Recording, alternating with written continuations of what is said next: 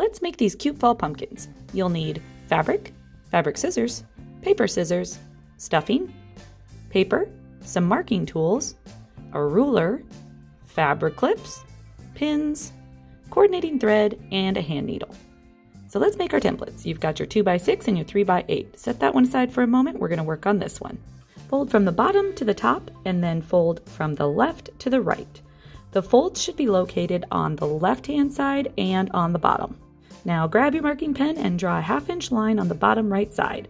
With a curved line, connect the top left point to the top of your marking. Grab your paper scissors and cut. Perfect. Cut out the fabric for your stem with the 2x6 template. For the pumpkin, cut out 3 of each color. Lay your fabric in this pattern. We'll be constructing this in 2 pieces, so let's get started. Grab 2 pieces to begin. Lay them right sides together and we're going to sew a 1/4-inch seam allowance. Set your needle position to a 1/4 inch from the right edge of the foot and change your stitch length to 2.4. Now open up your project and lay the next piece, right sides together. Match it up as best as you can. This is where I find fabric clips so handy. You can also use pins if you'd like, but these are so quick and easy. After you've secured your fabric, back to the sewing machine we go. Make sure you sew a 1/4 inch. One side down, on to the next. Once you've set your needle to the proper position, look how easy it is to use the side of the foot as a guide. So helpful. Now, with right sides together, match up the 2 pieces.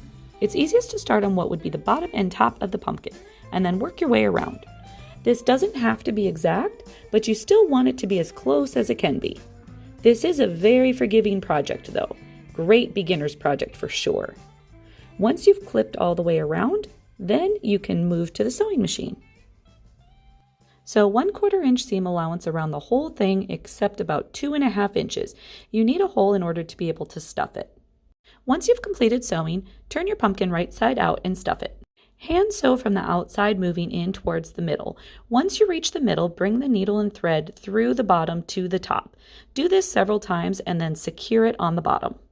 Once you're done with that, you can set that aside and we'll work on the stem.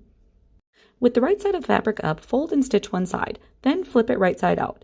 You can finger press or press with an iron, whichever works best for you. From the raw edge, begin rolling the fabric towards the finished edge. When you reach the end, hand sew from the top of the stem to the bottom, leaving enough thread so that you can tack the stem onto the pumpkin.